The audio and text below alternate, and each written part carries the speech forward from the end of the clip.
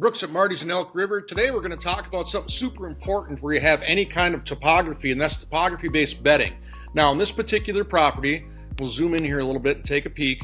What you're going to notice is that we have higher ground here. Here's your topo lines flowing out. And what this means when we look at a piece of ground like this is the deer are going to want to bed here with a south wind and an east wind. And why is that? Well, this is the highest part of the field. Here's 950 feet, 940 feet, 930, okay? We got about 20 foot, 10 foot on elevation from here to here. So what our deer are gonna do, this is a hill. They're gonna go down that hill, find a flat spot. If they got some back cover and side cover, more the merrier. That's where a buck's gonna set up our doe group on a south wind because they can smell what they can't see, right? They can smell you, but you can't see them. See what they can't smell, see but you can't smell it. This hill is their cover. You approach from this way, they go over the back and they disappear. You come from this way, they drop down to the bottom and disappear. That wind switches to the east. They're going to bed over here on the west side on this point where they have 270 degrees of visibility. 270 degrees of visibility.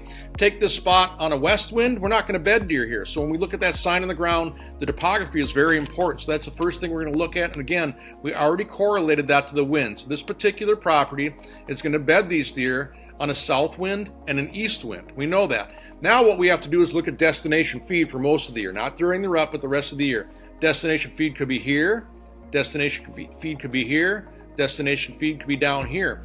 Wherever that destination feed is, depending on what time of year, early season is probably soybeans or alfalfa. When they cut the corn, before they disc it under, it's going to be corn. That's our variable. So say this is the hot field over here. This is the cut corn field that all of the deer in the area are going to.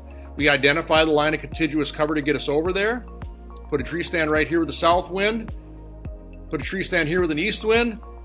Nope, you put a tree stand there with an east wind, the deer are going to see you set it up. Can we get into the spot from this farmstead here and set up this spot for a south wind to catch this deer as he moves towards his destination feed? That's for us to determine. We have to know if this deer can see us or not. Now, what if it's an east wind? If we get permission from this farmer, we can set up a stand here with an east wind, set up a stand here with a south wind, if this is the destination feed. South and east winds, these deer move off here, move through this line of contiguous cover, stage here till just about dark, and then head over the destination feed with the right tree stand set up. If this is destination feed down here, and the bucks are bedded down here, south wind, can't hunt it.